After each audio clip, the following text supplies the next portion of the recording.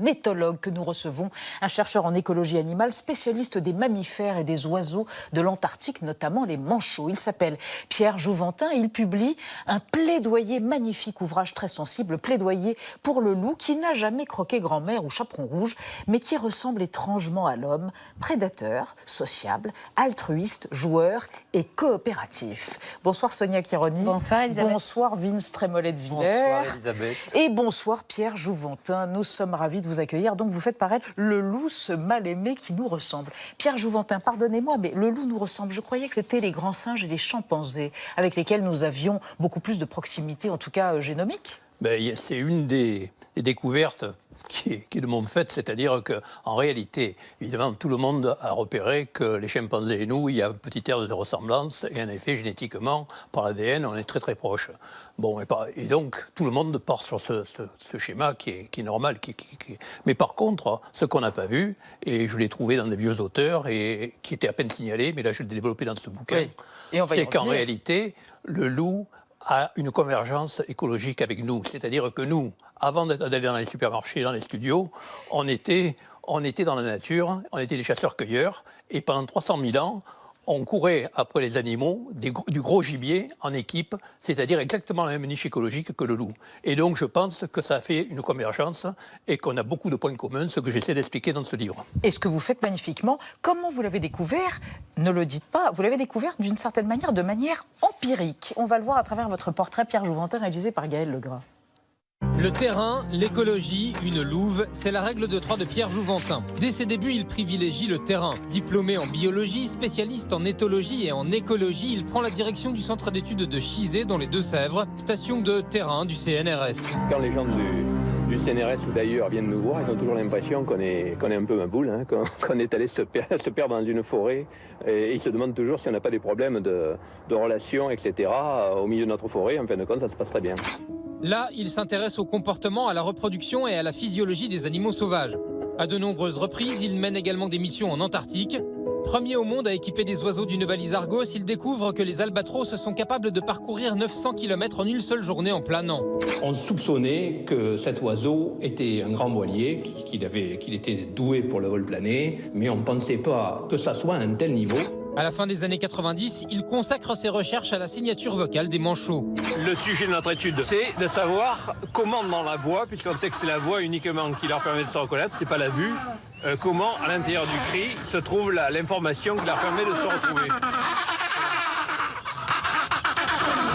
Pour une écologie du vivant, coécrit avec Serge Latouche, paraît en 2019. Cette même année, les deux auteurs publient une tribune dans le quotidien Le Monde. Notre problème, qui paraît insoluble, est pourtant simple, ne pas dégrader notre milieu de vie et équilibrer les ressources naturelles par rapport aux populations. En 1975, Pierre Jouventin a adopté une louve appelée Kamala. Il raconte son expérience dans Kamala, une louve dans ma famille. Avec sa femme et son fils de 10 ans, à l'époque, il cohabite avec Kamala dans un appartement.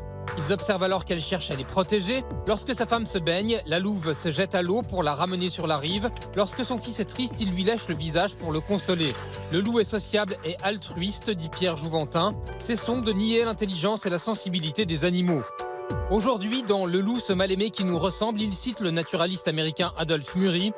J'ai observé les loups en de multiples occasions et ce qui m'a le plus frappé chez eux, c'est la camaraderie. Voilà, et cet homme au destin extraordinaire est avec nous, Pierre Jouventin, le loup, ce mal-aimé qui nous ressemble. Enfin, tout de même, vous étiez éthologue et chercheur et vous avez fait quelque chose qui est totalement contraire à toute éthique d'éthologue et de chercheur, de recueillir un animal sauvage et d'envisager de l'apprivoiser.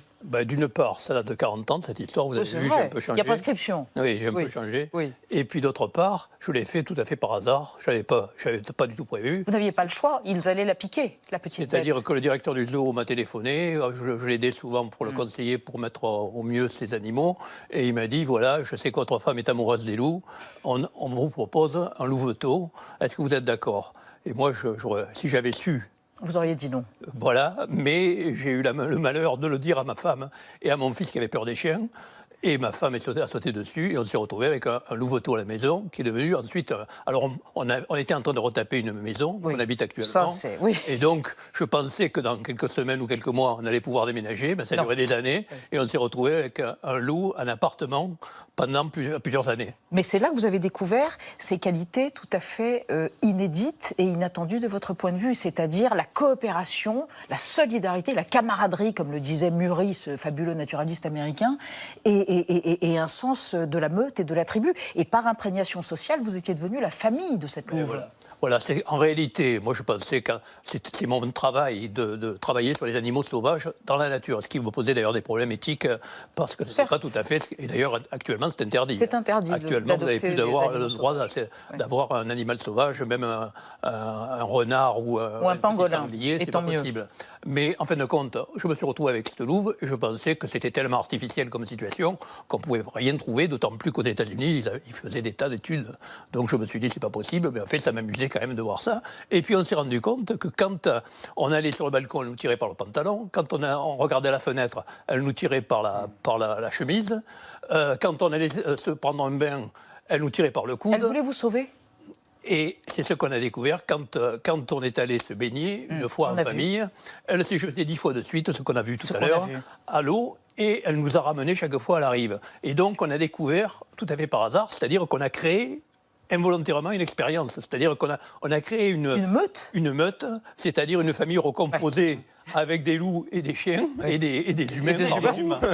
On parlera des chiens après. Oui, et en fin de compte, on a compris qu'en réalité, le loup est altruiste, ce qui n'est pas connu actuellement. Absolument. Attention, hein. Donc en réalité, il faut être dans la famille pour le voir. Pierre Jouventin, vous connaissez le psaume, hein, le loup dormira avec l'agneau. Vous connaissez peut-être aussi la réponse de Woody Allen, mais l'agneau gardera un œil ouvert. Est-ce qu'il a existé une époque, un âge d'or, où le loup pouvait vivre en bonne sociabilité avec les bêtes, ou est-ce que c'est un mythe ? Non, ça je pense que c'est un mythe. Par contre, que le loup ne puisse pas cohabiter avec le mouton dans la société actuelle, ça c'est pas possible en réalité, c'est faux. C'est spécial à la France. Il y a une exception française qui fait qu'on est à la fois le pays qui dépense le plus pour protéger les moutons des loups et indemnisé. Et de notre côté, on est le pays qui a le plus d'attaques sur les moutons. Donc il y a un petit problème. Et en réalité, si vous lisez les publications américaines qui expliquent ça, parce qu'ils ont suivi les loups, quand on tire sur une meute, on tue les plus hardis, c'est-à-dire les dominants. Et dans une meute, il y a un couple dominant avec des jeunes qui les aident à chasser et à élever les seuls jeunes de la portée et du couple. Oui. Et donc, quand vous tirez dans le tas, eh bien, vous faites exploser la meute, c'est ce qu'ils ont trouvé, les chercheurs américains, et à ce moment-là, tout le monde part dans la nature, et ceux qui étaient castrés psychologiquement par les dominants peuvent se reproduire. Jettent sur les brebis. Et se jettent sur les brebis parce qu'ils n'ont plus les techniques de chasse des animaux sauvages qui sont beaucoup plus complexes. Pierre Jouventin, on va justement en parler à propos du plan loup très contesté. Vous avez des mots très sévères. On parle de ce plan loup avec vous, Sonia. Et oui, car depuis que le loup a fait son retour en 1992 en France, les effectifs du loup n'ont cessé d'augmenter. Il serait actuellement 580, essentiellement dans le sud-est du pays, les principaux massifs montagneux, mais pas seulement. Les loups sont des grands voyageurs. Sa présence a par exemple été détectée récemment en Bourgogne, dans le département de la Saône-et-Loire. Après plusieurs attaques de troupeaux, le plan loup a donc été déclenché par le préfet la semaine dernière. Il prévoit, entre autres, la possibilité de tirer sur des loups qui s'approcheraient des troupeaux, bien que le loup soit théoriquement une espèce protégée. Cette année, comme en 2020, le ministère de l'écologie a fixé un plafond, 19% de la population des loups estimés, soit une centaine de loups. 19% qui peuvent monter à 21% si ce n'est pas suffisant, pourront être abattus pendant l'année. Un plafond qui n'a cessé d'être relevé ces dernières années, sans satisfaire réellement les éleveurs et encore moins évidemment les défenseurs des animaux. Alors que faire? L'Espagne a récemment opté pour une solution radicale en interdisant la chasse aux loups. Pierre Jouventin, pour vous, quelle est la meilleure solution? Eh bien, surtout, ne pas faire ce qu'on fait actuellement. C'est-à-dire que, dans la mesure, ne parlons même pas d'éthique ou de défense des loups, mais dans la mesure où ça ne marche pas, il faut changer de méthode. Pourquoi, en France, la cohabitation entre le loup et l'agneau, si je puis dire, est impossible, alors qu'en Italie, en Espagne, il n'y a aucun problème, ça a toujours existé, ils sont toujours là, et ça se passe très bien. Donc, il faut expliquer pourquoi en France, c'est spécial. Vous en parlez dans votre ouvrage. Une dernière question, Pierre Jouventin. Milou, le chien. Milou descend du loup, mais aussi le chihuahua, mais aussi le caniche nain. En réalité, les hommes, il y a 30 000 ans à peu près, ont domestiqué le loup et c'est devenu notre chien familier qui se soumet, contrairement au loup. Oui, en fait, ça, c'est une grande découverte récente, d'il y a 20 ans. C'est-à-dire que tous les chiens, quels qu'ils soient, descendent du loup. Et c'est très ancien, ça date de 30 000 ans. Ouais, donc c'est incroyable. Et en réalité, moi, je pense que le loup, c'était un auxiliaire formidable pour la chasse, mais dangereux, parce qu'un loup, ça vous arrache une main comme ça veut. Et donc, on a sélectionné les plus dociles des loups pour en faire des chiens. C'est ça. Et le chien est devenu l'adolescent éternel du loup, comme vous dites joliment. Voilà. Pourquoi est-ce que vous écrivez, page 197, « Et si l'homme était un loup raté » Qu'est-ce que ça veut dire? Parce qu'en fin de compte, je me demande si c'est nous qui sommes bien adaptés. Actuellement, on a des problèmes énormes sur la planète, changement climatique, etc. Alors que le loup, en ce moment, alors qu'il était en train de disparaître, il est en train de remonter. Et nous, on se demande, si, avec la pandémie, le changement climatique, si on ne va pas se casser la figure.